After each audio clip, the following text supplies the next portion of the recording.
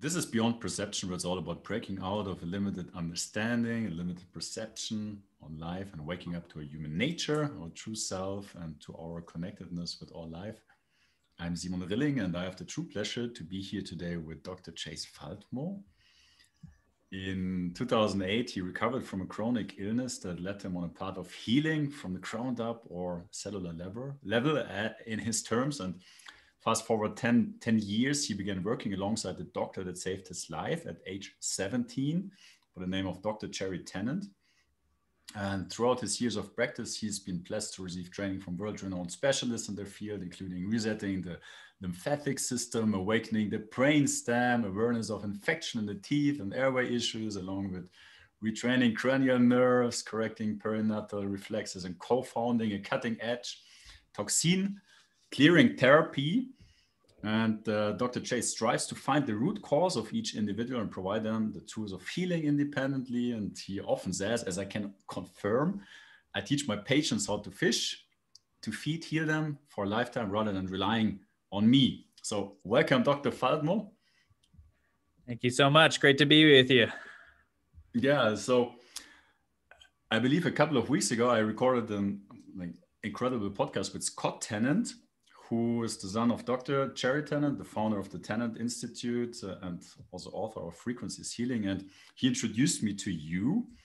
And in the meantime, I had two consults basically with you where I was about looking into issues I'm experiencing, back pain, possibly or related to a motorbike accident I had 20 years ago. And these conversations again were so revealing, insightful, and also outside the box and beyond what I knew. And as a context, I've been on a quest for 10 plus years and tried and did so many modalities and therapies and many searches, etc.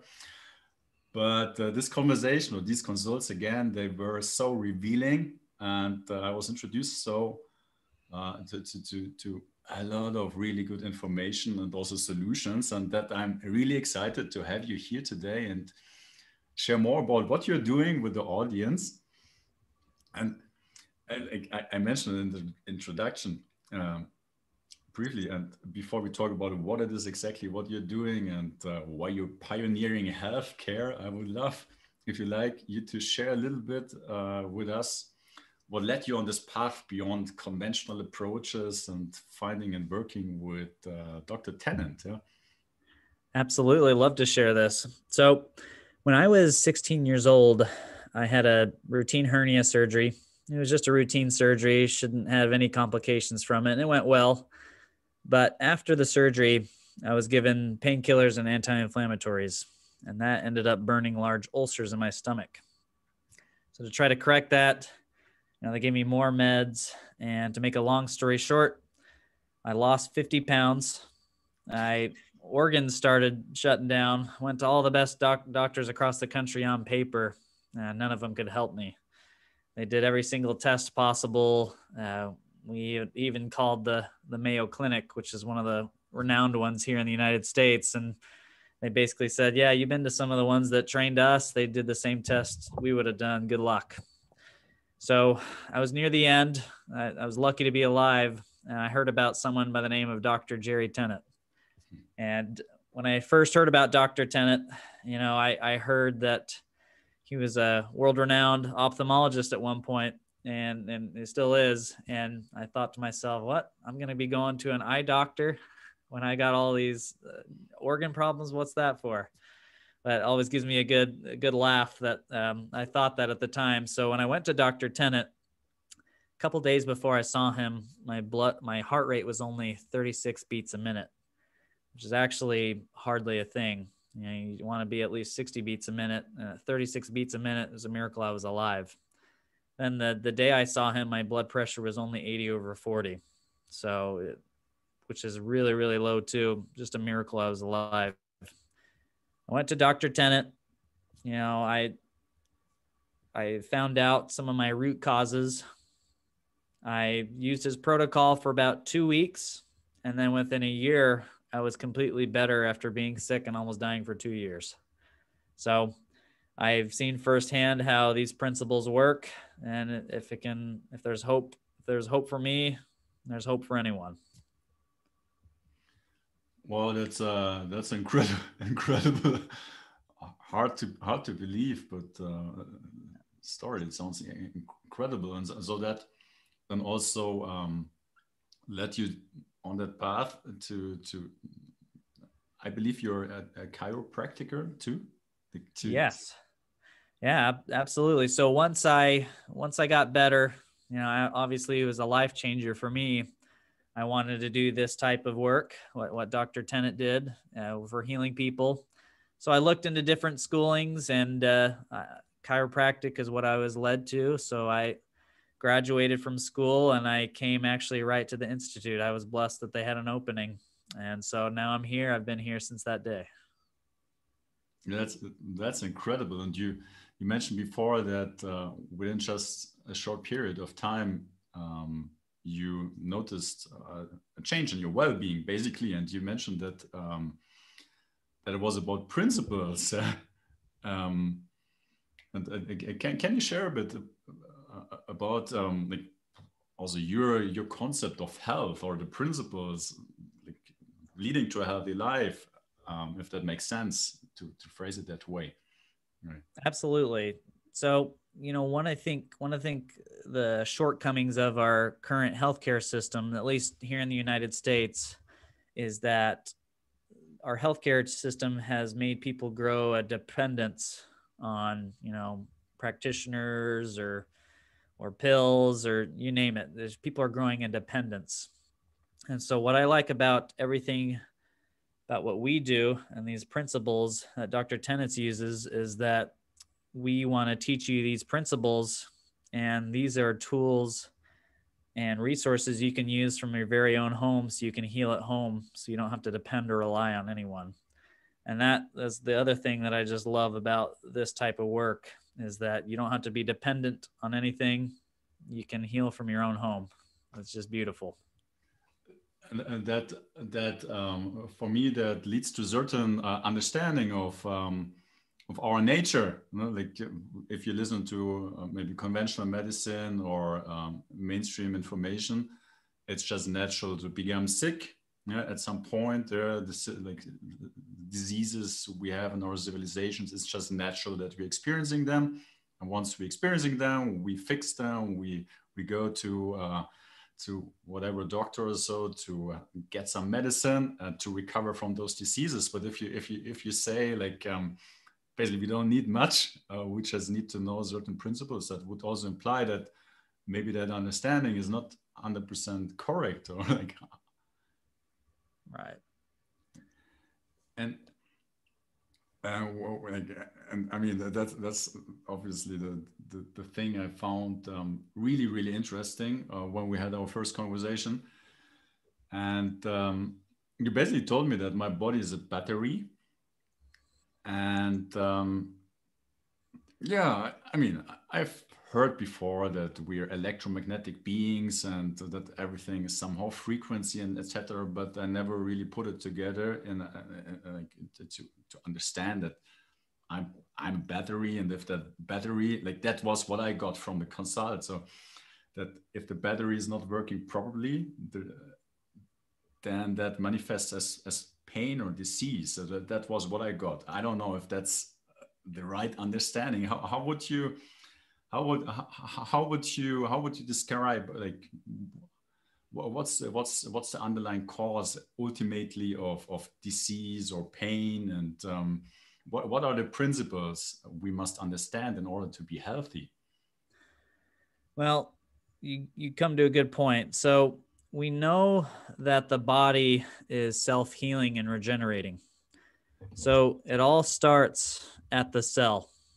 Our cell is our most basic unit of our body.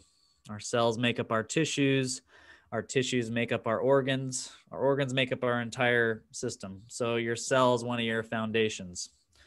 So what does it take to make a new cell that works? Well, we know that your cells actually need certain pH, and pH is the measure of something that's like alkaline or acidic, but you can actually correlate it more closely to voltage, which is the measurement of electrons. So all chronic disease and pain occurs when you lose that ability to make a new cell that works. So if you can get the cell to work, if you can give it the energy it needs, then it can heal. I'll do a little share with you here. Yeah, let me.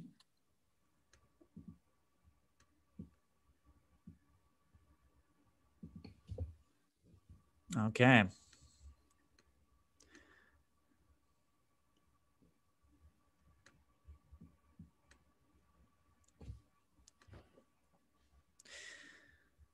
So what does it make to, what voltage does a cell need? We know that cells are designed to run at minus 25 millivolts. We say minus 25 because, again, voltage is the measurement of electrons, and electrons are actually negative in nature. So the cells need to have enough energy to run at minus 25 millivolts. In order to make a new cell that works, this voltage needs to double. It needs to go from minus 25 up to minus 50. And so this is a really interesting chart I really like. When we have good voltage, when our cells are around minus 25 millivolts, we feel good.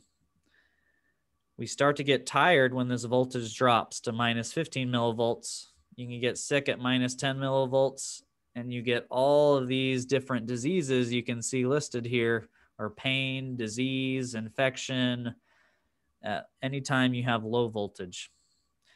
So in order to heal, we need to go from minus 25 to minus 50 millivolts. Let me give you an example. Maybe you can see. If I was to measure the voltage of my thumb right now, it should be around minus 25 millivolts. If I hit my thumb with a hammer, it gets red, inflamed, and swollen, right? Like that thumb you see there on the left. Well, you measure the voltage that should be healing properly. It should go up to minus 50 because it's healing. Then when it heals and goes back to normal, it should be about minus 25 millivolts again. But if I don't have enough voltage in my system, it'll stay at around anything below minus 20 millivolts, and that's when you get chronic disease and pain. And that can come in the form of, cancer, autoimmune disease, arthritis, you name it. So anytime you get low voltage, you get a state where your body can't renew and reheal. So back to the cells. Our cells are constantly wearing out, and we're having to make new cells that work. And each part of our body has different regeneration rates. So if we look at our GI system, our gastrointestinal system, that has to more frequently regenerate because we're always eating food and it's constantly being worn down.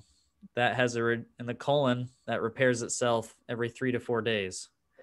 Whereas other parts of our body might take a little bit longer to heal, but they can still heal. Such as we see fat cells, it takes 8 years to heal them. So different parts of the body get different regeneration rates, but the important principle to know is that the body can heal. You just got to give it enough voltage to heal. This is another great chart I love, just showing different regeneration rates of the body. Your skin rebuilds itself in 1 month, DNA in 2 months, liver in 6 weeks. So there's just different regeneration rates. We just got to give it the voltage it needs. Okay. Now, this is the common theme I say. All chronic disease and pain occurs when we lose the ability to make new cells that work. So for a cell to work, we not only need the voltage, but these cells are actually made of materials, and that's where good nutrition comes in. If we have bad nutrition, we're not going to be able to make a new cell that works either. So just as important as voltage is having the proper nutrients. When you think about the body, there are multiple rechargeable batteries in the body. So one of them, this is a great chart here, one of them is our muscles. When we move our muscles, we're generating electrons. Our muscles are actually what's known as piezoelectric. That's what makes movement and exercise so healthy. When I exercise or I'm moving my muscles, I'm generating electrons. These electrons go through and they go through this layer of tissue called the fascia. Fascia is what covers the muscle. For anyone who's eaten turkey or chicken, when you take a chicken or turkey apart, it's that shiny layer of tissue. That's the fascia. The fascia is a semiconductor, and that's what one of the ways voltage travels through the body. And this goes to actually different organs in different parts of your body. So that's one of our rechargeable batteries in our body. The second one is our cell itself. Our cell, if you look at that outside layer there, it's actually a battery. You go inside the cell, there's this thing called mitochondria. Mitochondria generates ATP. That's like little rechargeable batteries of our body. And then at the very core of the cell, we have our DNA. And our DNA contains its own battery as well. So our body and our systems have been set up that we have multiple layers of rechargeable batteries. So long as we have enough voltage, the body can heal, repair, and renew itself. That's, yeah. I mean, you told that before to me, and it sounds very logical. It sounds also so simple. So, yeah, the question comes to mind, and I don't want to interrupt you here. Like, why is nobody else talking about that? Well, I think there have been you have to go back. If you study some of the ancient civilizations, they all really had these principles down. They just didn't have the scientific advancements like we have today to be able to put an actual name and number to things. So an example, acupuncture. Acupuncture was used for thousands of years, still used today, and it uses great principles. What they called qi. Many people have heard of qi. Well, qi is nothing more than another word for voltage. You look at medicine and Ayurvedic medicine out in India. I believe they use the term prana. Prana, kind of like chi, that was their way of describing energy. And so the nice part is everything we've tried to do, we've tried to bridge that gap between Eastern and Western medicine. And so we've been able to find that common theme of voltage. So other people have talked about it, but it's a matter of putting it together. And I'm so grateful for Dr. Tennant and all the work he's done, as well as everything else that ourselves we've all put together to be able to bridge that gap between Eastern and Western medicine. So it's starting to be discovered, and little by little, it's getting out in the open. Mm-hmm. So probably one of your next questions is, why does the voltage drain in the first place? Well, there are several reasons why we see voltage drain in the first place. And just as important as the principle of we know that the body needs voltage to heal, we also need to know why the voltage dropped in the first place. And this is one of the keys that a lot of people are missing. We're going to go to another chart here as to our why.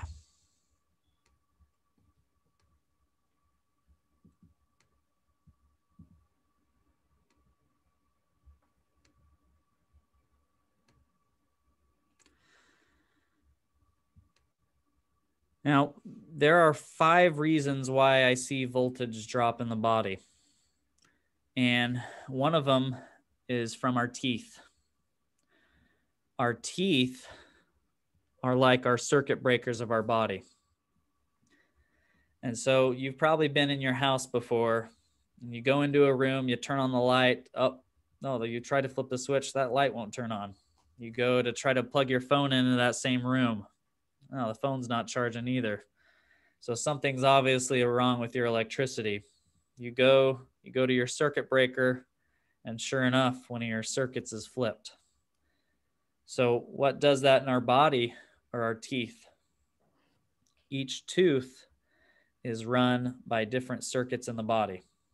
And so each tooth correlates with, when I say circuits, that's our modern term for saying different organs. So each tooth runs under its own circuit or organ. So our wisdom teeth are pictured here in green. Those circuits are influenced by your heart, your small intestine, and your autonomic nervous system, which consists of your parasympathetic and sympathetic nervous system. Our molars on top are run by our stomach and spleen and pancreas. Our premolars on top, lung, large intestine. Canines, liver, gallbladder, and then the front four teeth, top and bottom, are kidney and bladder. So what happens in our teeth can play a significant role in the health of our body, because our teeth are circuit breakers. So the reasons why we see teeth have problems is that anytime you get decay in the mouth, it acts like a resistor and it lowers the voltage. So the more severe infection you have, the more it acts like that circuit breaker in your body.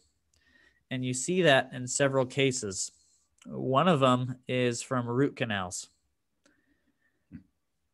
So what is a root canal? What a root canal is when you drill through the teeth and you remove the arteries, nerves, and veins of the teeth, you're taking away a blood supply and an electrical supply from the nerves to living tissue. When you do that, you've taken away its energy and resources. And what happens is in the dentin, there's still living tissue there. And because you've taken away its blood supply, the tissue dies, the tooth dies, and this infection ends up spreading into your jawbone, and it creates something called a cavitation, which lowers your voltage significantly. This can also occur when you pull a tooth. When you pull a tooth and they've left the ligament in, that ligament requires a blood supply, but if you've left that ligament in, the tissue dies, and this infection spreads to the jawbone, which will lower your voltage. I believe that that's what happened to me, and I'm just commenting that because I believe it took something like 25 years to recognize that. The conventional dentists, they don't know that diagnosis. And just by pure accident, coincidence, I stumbled upon a biological dentist who diagnosed that. But then I had no context if this is a valid diagnosis or just a business model, like to have me buy into an expensive treatment. And I wanted to validate that with other dentists, and they all confirmed, no, it doesn't exist. It doesn't exist until just recently when I got introduced to someone else who I had trust, and he confirmed that diagnosis. And now also with that context, it makes so much more sense. And I'm just commenting that because it's not common knowledge in medicine, right? Well, and one of the reasons why it's not common knowledge is, I think one of the shortcomings we've had in healthcare in general is that they try to separate the body into distinct parts. Well, our body is one whole, and you got to look at the big picture. And so, many dentists miss some of this. I'm going to discuss why further, but a part of it is that when we separate the body into parts, it's just not useful. Our body is one big body, and it's all connected. What happens up here can have effect on your feet, And so that's a great comment there, Simon. And here's why dentists are often missing it. One of the images a lot of standard dentists use is a standard dental x-ray. So it's kind of like this picture down here on the bottom left. That's an example of a standard dental x-ray. So in a standard dental x-ray, that's a two-dimensional image. When you have an image like that, which is what most dentists take, you need more than 50% bone loss to catch any infection. And so the ultimate imaging that I believe that should be used more often is this image found on the right called a 3D cone beam scan. So you see how detailed that image is compared to this. It's significantly more detailed. With this type of image, a 3D cone beam scan, dentists can go above, down, inside out. It's three-dimensional. And so it's quite frequent where we have patients come in who've had, those root canals or teeth pulled, and they go to their dentist and the dentist says, "Oh, it looks fine. There's nothing in there." And then they take the 3D cone beam and they say, "Oh, there's someone else." They go to someone else, they take a 3D cone beam scan and they find infection. And then once they find that infection, for those viewers who might get a little queasy, I'll just show you a picture here. You already saw it, but wanted to give you a little warning. When they open up some of these infection spots, they find all this infection in here that was not showing up in the standard dental x-ray. It only showed up in the 3D cone beam scan. So not only is it important to identify and remove the infection, but once you remove the infection, you want to be able to help the area heal properly. So a great way to help the area heal properly is using something called ozone and platelet-rich fibrin, which are essentially stem cells. Once they pack that in the places where there is infection, the area will heal so that there's no more voltage draining from that tooth. So that's known as a cavitation. Now, this should hopefully be common knowledge little by little, and more people are getting exposure to this. This was a study done in Japan where they did root canals in wisdom teeth, and they took images, and after they did the root canals, they found later all this bacteria. And so this is found in the research, and this should be researched more. And this is a significant amount of bacteria that invaded the teeth. So, the good news is, again, it's coming to the limelight. Not only do people need to know about it for their own health, but we need to train more people the proper way to identify and address this so this doesn't happen to people in the future.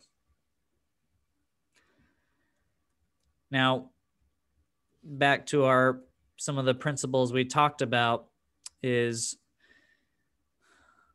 when we look at the body, we're looking at the voltage, right? And there are different battery packs in our body. I want to make a connection here. So when we talked about the fascia earlier, the fascia is one of the ways voltage travels through the body. And each of these muscle groups is covered by different fascia.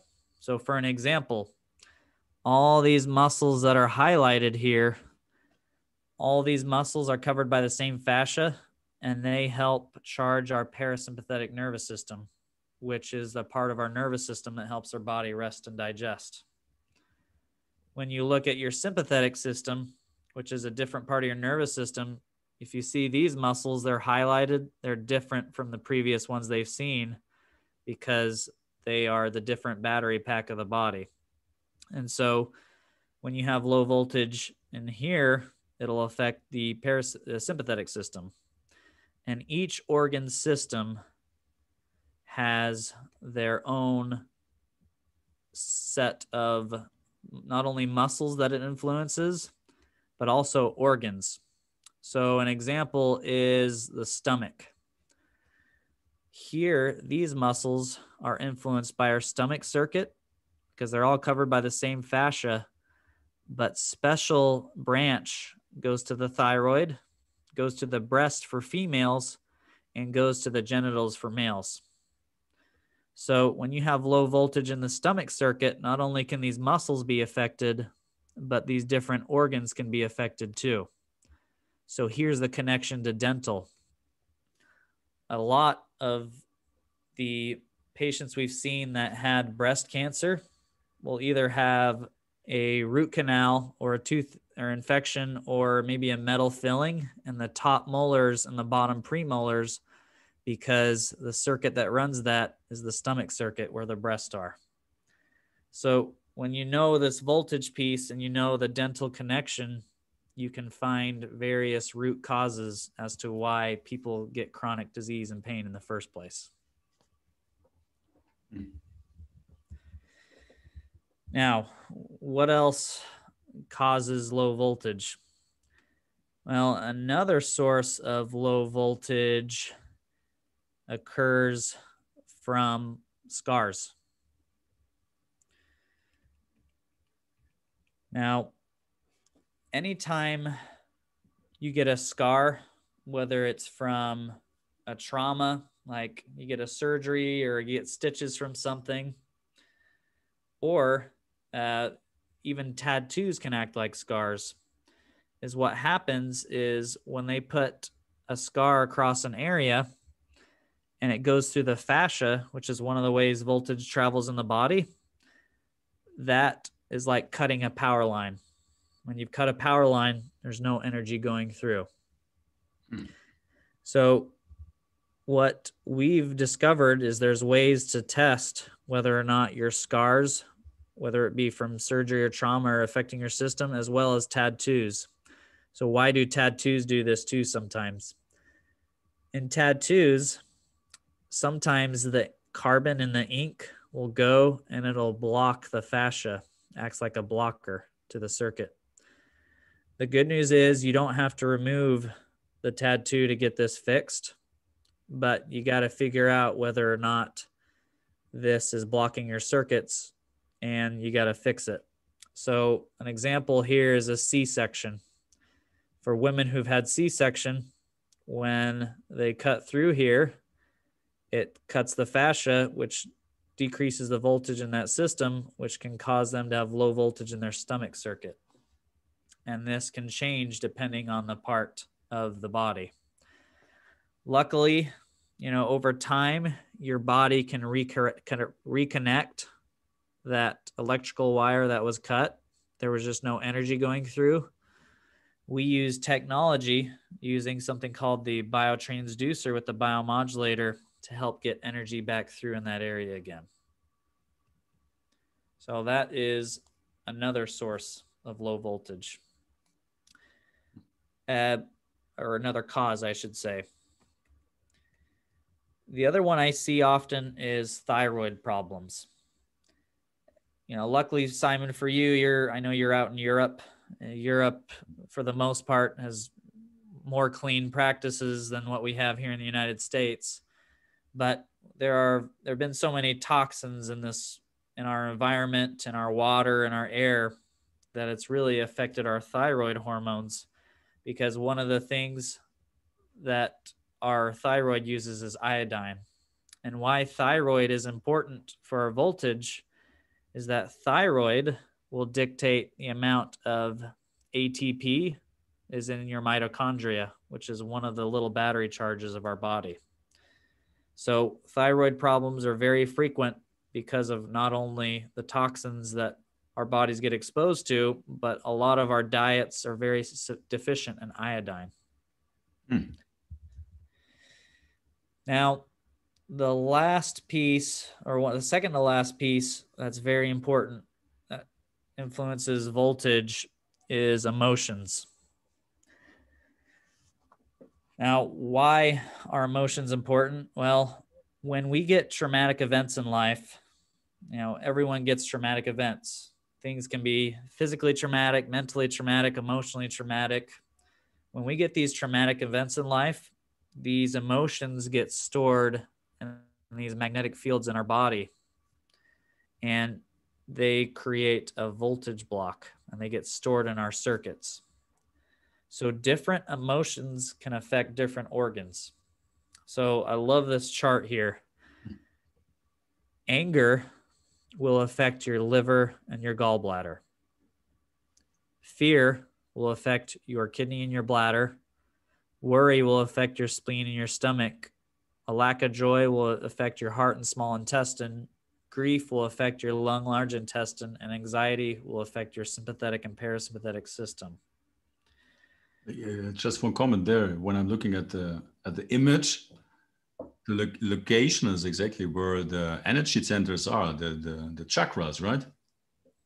Exactly. energetic. And so, yes, just like we talked about before, these ancient civilizations and cultures knew about this. And so you looked at the muscle batteries that I showed you before with the different circuits, like your stomach and your parasympathetic and sympathetic, how they're different parts of the body. Again, all those muscles are connected by the same fascia, and they actually follow the acupuncture lines. And so, yeah, and then chakras is another one. It's an ancient modality, but they were correct. These are places where the voltage has influence in the body. So, yeah, very good point. Now, when we get these emotions caught, we get them caught in something called our biofield. What the biofield is the biofield is surrounded, it surrounds us. It goes about 5 or 6 feet out. We can't see it, but it's there. Some of the researchers have actually found you can measure heart rate up to 5 or 6 feet away, but no more. It's because they're measuring the heart rate from the biofield. This is one of the areas that emotions can get caught. And you know what? What's interesting about the biofield, I love this analogy. Many of you have probably been in like a store or been somewhere, and you haven't ever talked to this person, you haven't touched them, but you can feel their energy. The reason you can feel their energy is you're feeling it in their biofield. You don't have to touch the person or talk to them. You can feel negative energy from people because all this information is stored in the biofield. Now, one of the techniques that my colleague named Eliana Ceballos does is these emotions act like static in the biofield. And so you can use sound and you can hear where the static is occurring, and you use sound to retune this emotion into being just a memory. So an example I have that I've seen from people is I know people who've had a traumatic car accident where every time they would drive past the place of their car accident, they would get almost physically sick because the memory and the emotion of that memory was getting caught in their biofield and it was stuck there. They go and they retune this emotion into being just a memory. The next time they pass the place of their car accident, they still have memory of their car accident, but it doesn't make them physically sick because the emotion has been retuned into being just a memory. And here, out of curiosity, is that, I mean, like, we all experienced to some extent emotional trauma in our lives. That's a kind of part of the human experience. So with this approach or this modality, can you release all emotional trauma, or is this tied to specific trauma from accidents or a specific situation? Or like when you say you can measure, or you can see the static in that biofield, like literally you can see all emotional trauma? Well, you can't see it, you can hear it, and you can hear it in the sound. So one of the things that I should discuss a little bit about is something called polarity. Let me back up here.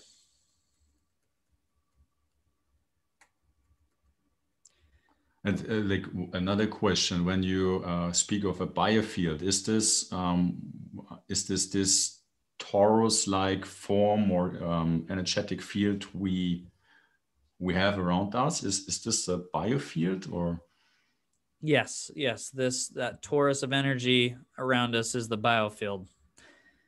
So one of the things that has not caught up, not all the scientific devices for measurement have caught up yet. I look forward to the day when we're able to actually pinpoint like where exactly in the biofield using actual visual we'll be able to find these caught energies. but at the time, we at least know that you can hear it through sound.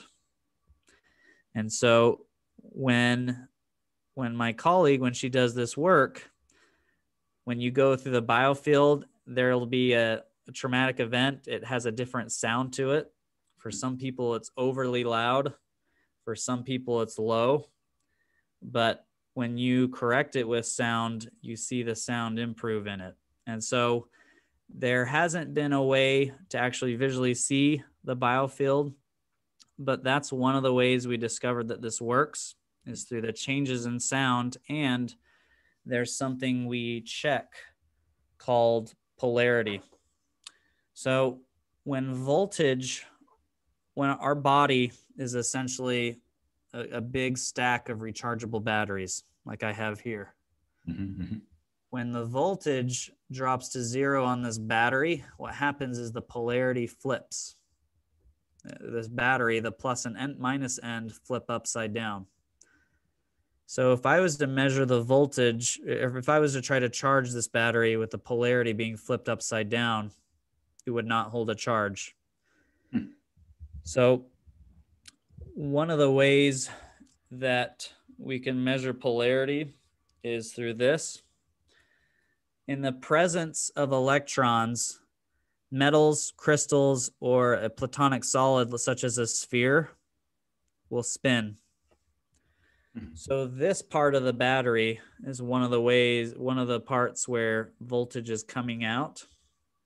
Mm-hmm. If you can see my screen here, if I need to stop the screen share, I can. Yeah, maybe that's the best. Yeah. Uh-huh.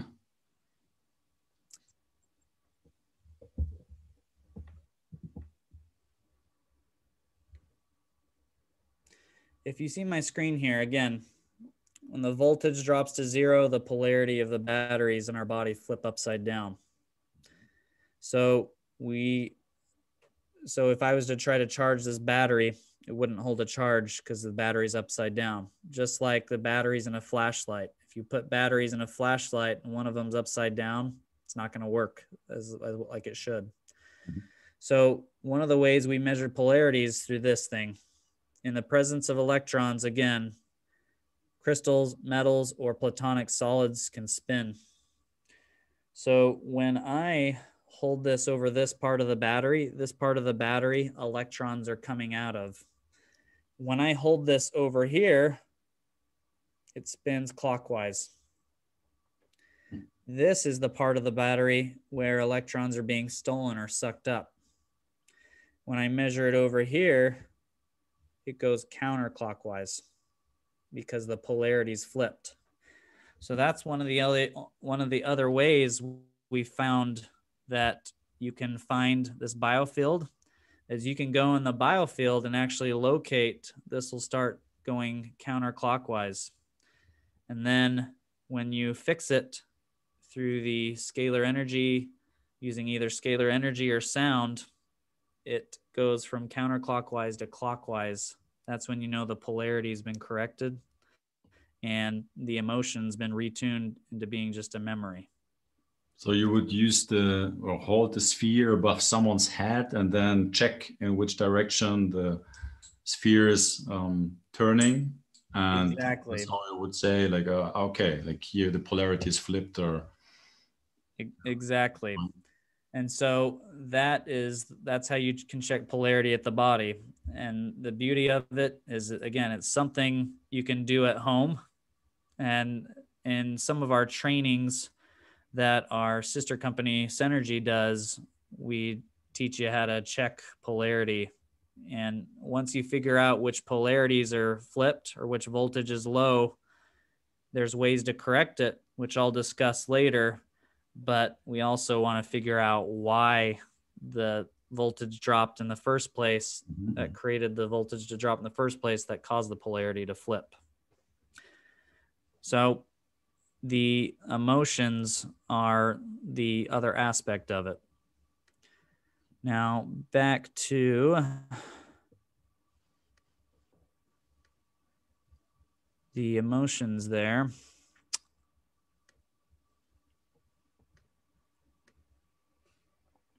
Hopefully that gave us some more clarity.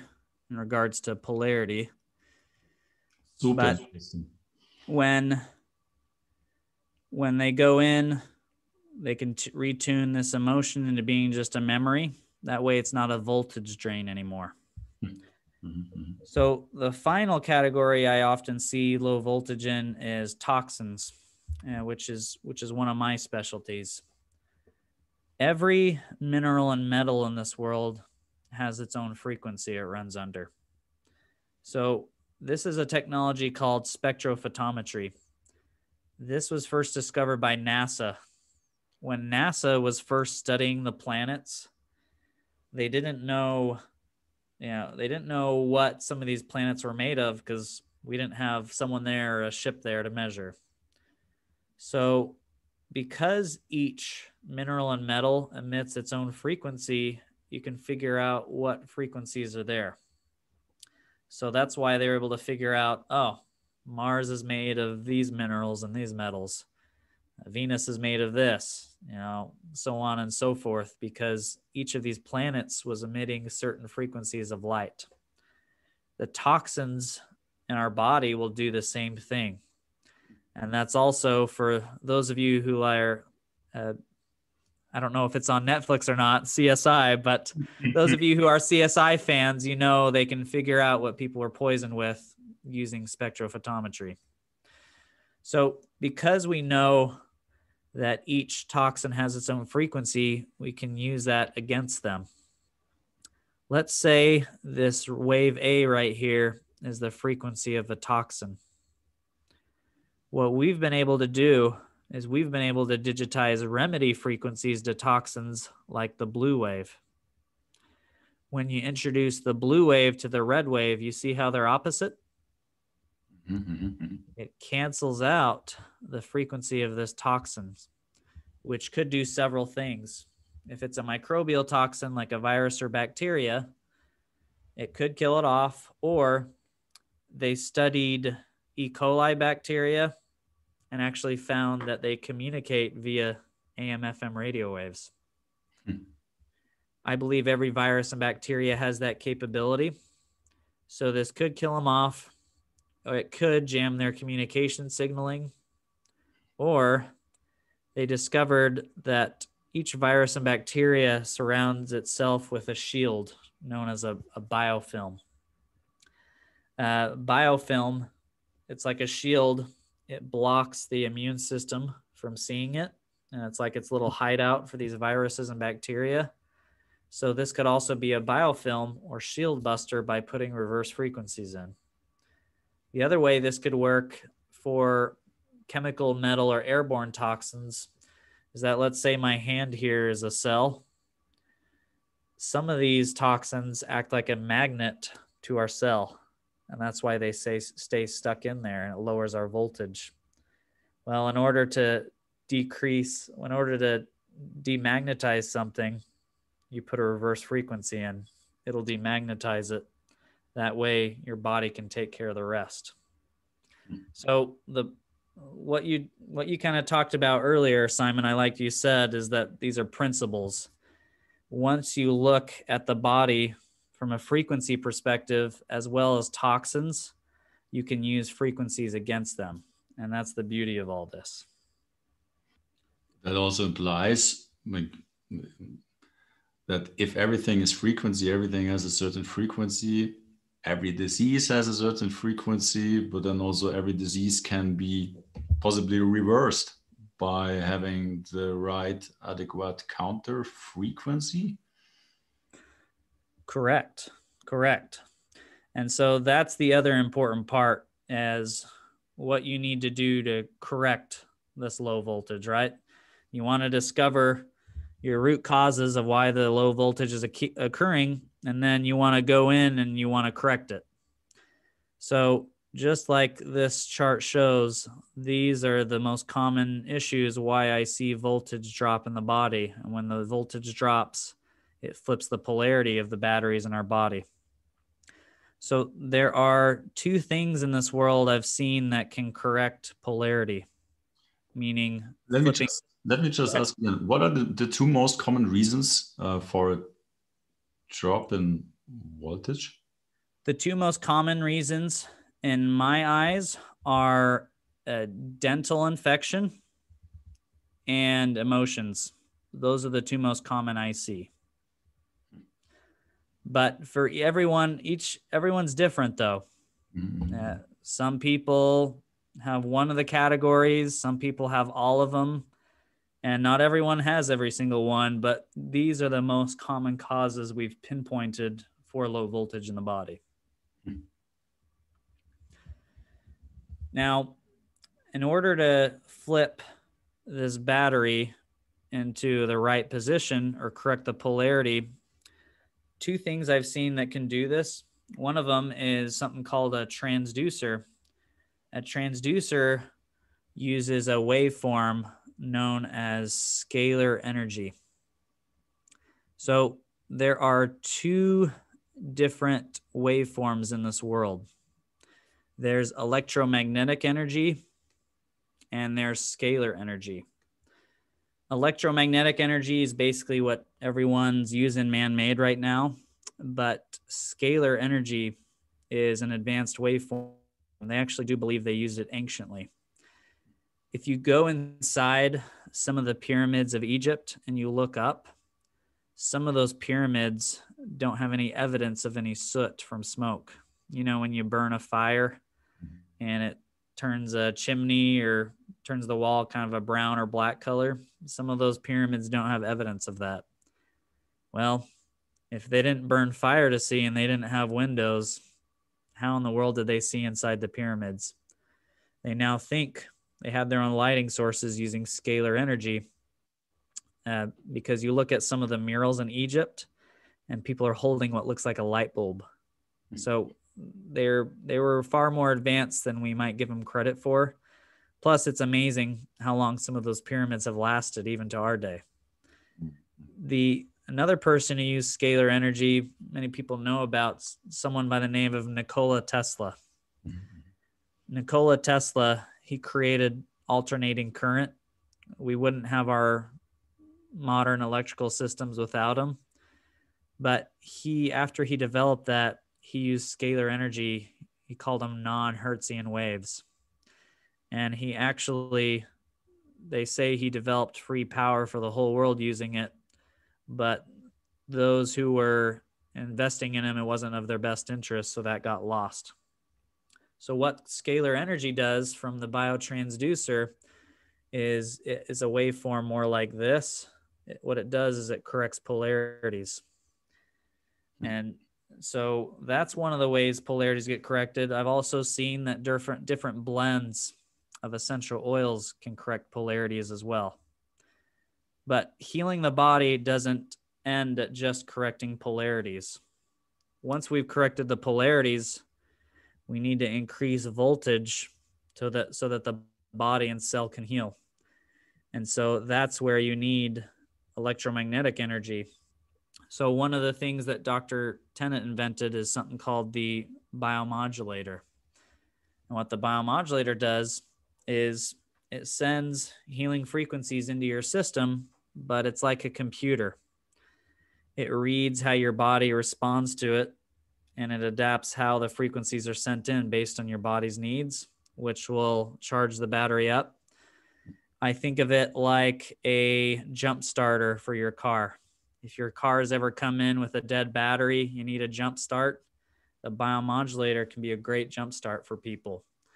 But there's other ways you can increase voltage in your system as well. One of them we discussed earlier, movement and exercise. When you're moving your muscles and you're exercising, you're generating electrons to help go to some of your organs too. Another way is... Go ahead. I mean, before having met you, I would have thought like exercising is using my energy. I'm expanding my energy, but that seems not to be like an accurate understanding.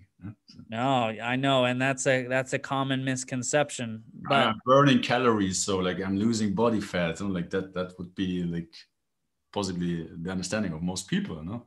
Yep, and absolutely, and that's what's amazing is that once you understand this knowledge, and I think that's one of those common misconceptions. And I believe it's a way to maybe give people an excuse not to exercise. But in my eyes, exercise is so important for not only increasing your voltage, but it's also great for your lymphatic system, which is your sewage system in your body. So hopefully this gives people some extra motivation to get out and get some kind of movement. Now, another way I've seen that voltage increases is putting your feet in the grass and dirt.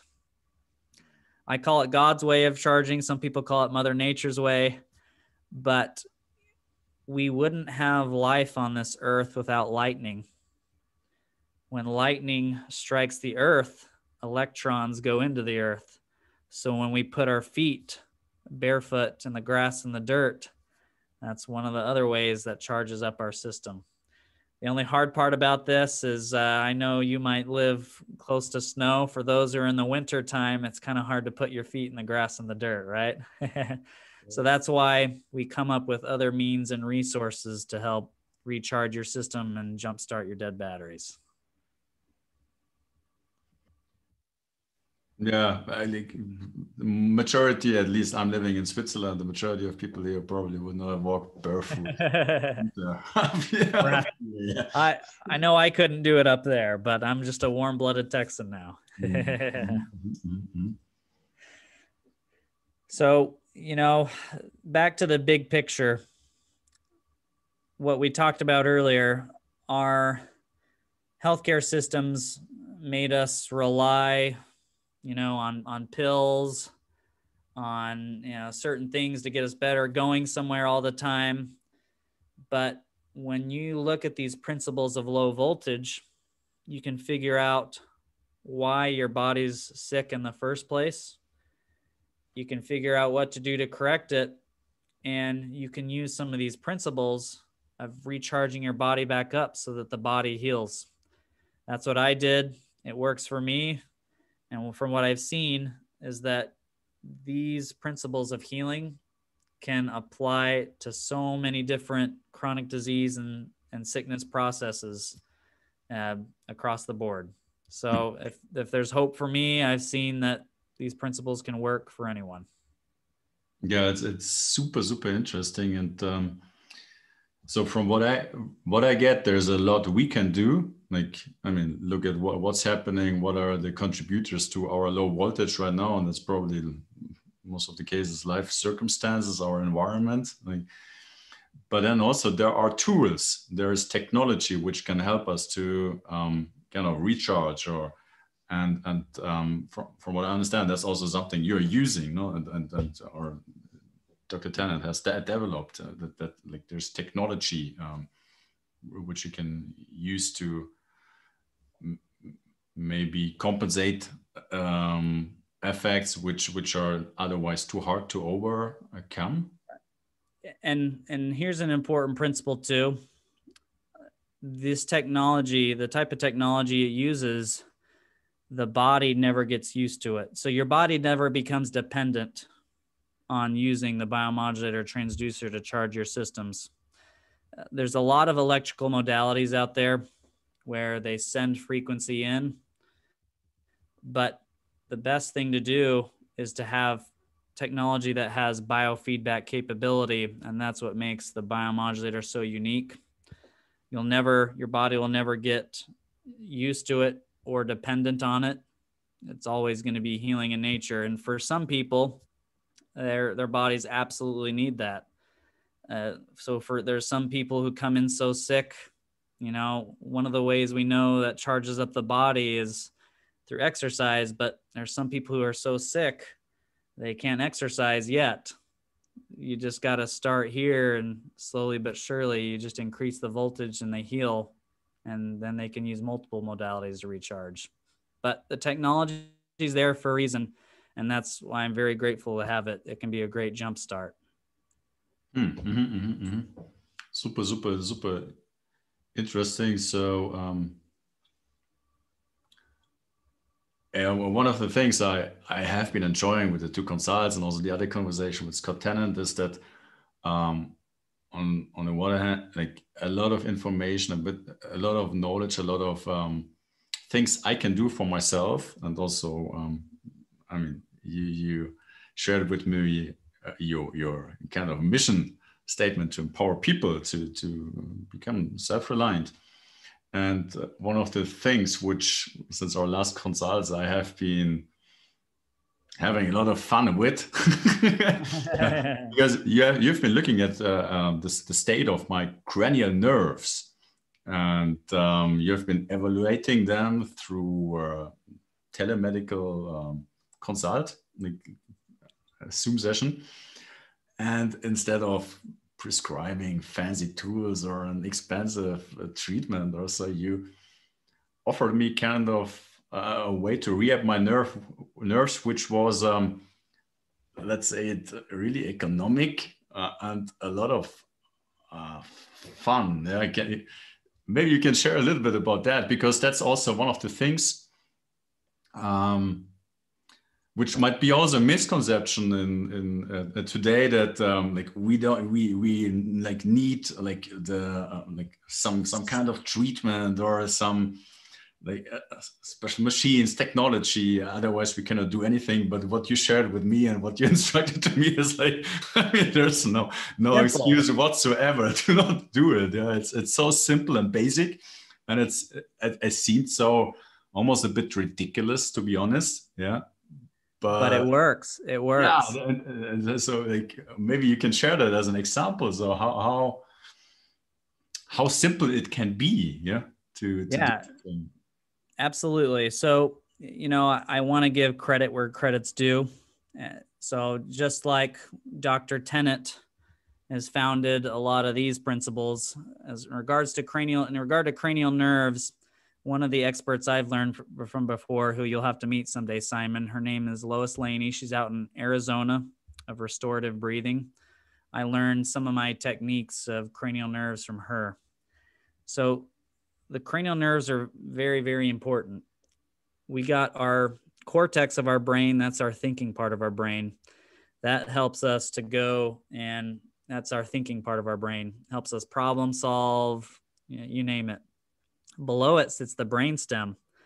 And out of the brainstem comes cranial nerves. There's 12 of them. These nerves receive information from the outside world, and based on the information they receive, they send a message out. These nerves are important because they actually fire everyday function: blinking, breathing, swallowing, you name it.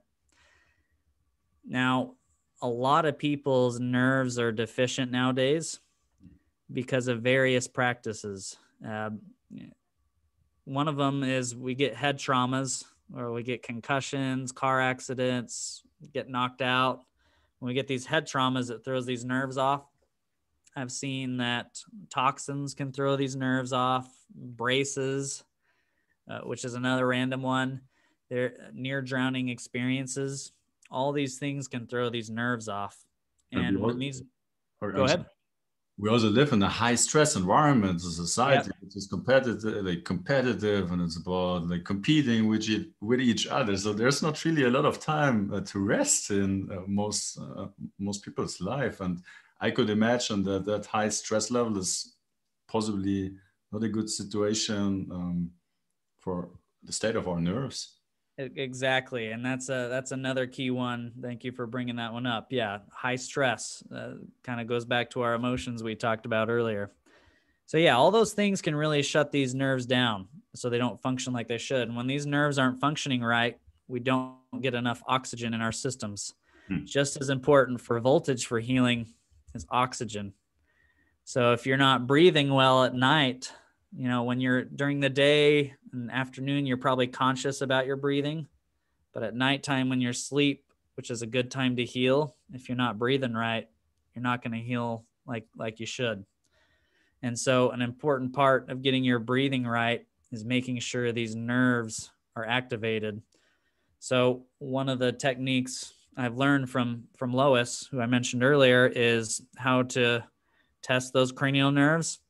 And based on the test, you can give patients exercises they can do to help retrain these nerves so that your body has more efficient energy. Because when these nerves are off, they also play tug of war with each other, which is another energy drain, so that your body doesn't have enough voltage for healing.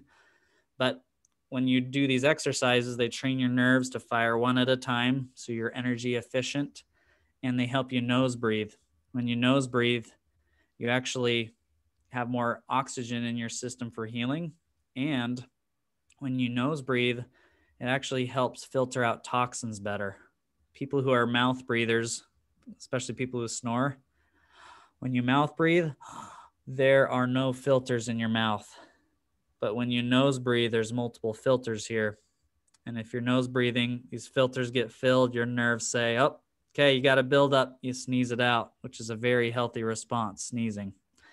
So it not only increases oxygen and helps filter out toxins better, but it also helps with posture. People who are mouth breathers tend to go like this to get more oxygen. Nose breathers, I found, have better posture, which posture is very important for confidence, you name it. Anyway, this technique Lois does is great. I've trained with some people who are trained with someone by the name of Dr. Carrick, who's one of the premier neurologists in the world. And there's so many different devices out there for treating the nerves that are super expensive, time consuming, and costly for the patient. This method that can be done in person or telemedicine, like you said, you can check the nerves. And the beauty of it is you send people the exercises to do, so that way they don't become dependent on you. They can heal from the comfort of their home, which actually saves them money and time, since you don't have to travel somewhere to get your nerves treated. You know, it's a beautiful thing. And that's what I'm all about, is teaching you how to fish so you don't depend on anyone. And that's how healthcare should be, in my eyes. Yeah. Thank you so much for taking the time to being here. And I'm appreciative of your time. And I know we are a bit over time already. One of the things you mentioned with, regarding to cranial nerves and rehabbing them, that, part of this very simple procedure is it's so simple. Yeah. And that you can do it in a couple of minutes a day. Yes, since I've been given the instructions from you, I've been humming a lot, and it's so much fun. And just to give a sneak peek, for anyone who wants, first of all, we will add all the information about you and the modalities and how to contact you to the show notes, so that everybody can learn or contact you to learn more and have a consult, learn about the technology you're providing, working with, and what I wanted to say, because I was having so much fun, is basically you're working you instructed me to use Q-tips, to kind of stimulate my nerves, which while humming, and that triggered kind of interesting responses. I was crying a lot. I had the urge to to sneeze, and it's really, really interesting. So you want to know why the humming works? Yeah, exactly. Yeah, maybe just 1-2 minutes, a little bit of how easy that is, and what how it works to kind of rehab the nerves from.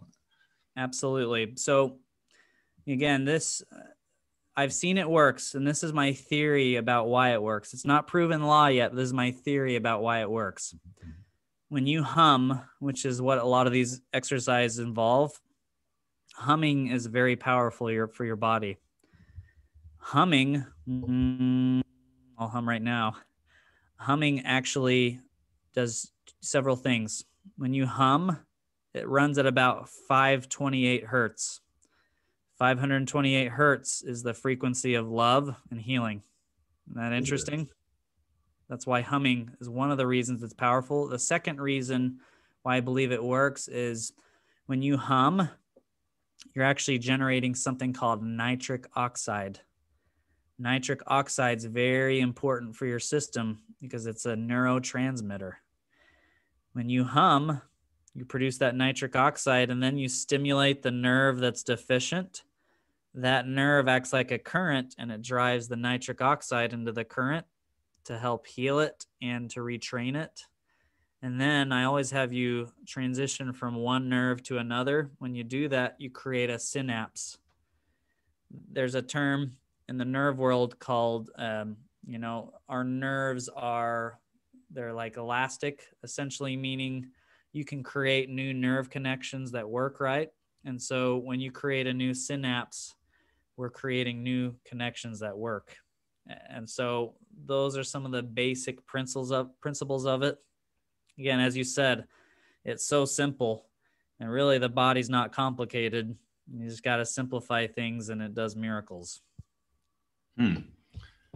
Yeah, super interesting. And a question to you, would you say that no matter where you are, what the state of your health is, or what you have been diagnosed with, there is still something to do? There's always something possible? Yes, absolutely. That's the number one thing I think people need to hold on to is hope. When I was sick as a patient myself in the past, I tried every single modality possible and they didn't work and it got discouraging after a while. I think one of the number one things people need to know is that there's hope. And I say it all the time, especially right now. In our world, there can be a lot of stress right now, considering the circumstances. But, hope, you got to have hope. There is hope because the body can heal physically, mentally, emotionally, you name it. Thank you. Thank you so much for taking the time. Is there something else you want to share to the listeners, the audience, a message, or to talk about anything you're up to right now? No, we're always, I'm currently writing a book on toxins. I'm getting really close to being finished with it. And so back to teaching you how to fish in the future, I want to be able to teach people how to do some of these techniques from their very own home. But currently, if you have more questions, you can always visit the Tenet Institute website, or if you got questions as well, you can visit our sister company, Synergy. And there are resources and conferences and educational material that'll fill in some more of these details if you want to come back and review them. But happy to help out whoever I can. So thank you so much for having me on, Simon. Thank you. Yeah, really a true pleasure, and it has been incredibly insightful again. Thank you for educating us all, and we'll add all the details to the show notes of this episode so that the listeners can follow you, can get in touch with you and learn more, contact you. And at this point, thank you so much again. And to possibly another conversation, another consult in the future. Who knows? Yeah. Thank you very much. It has been happy to be on. Thank you, Simon. Have a good one.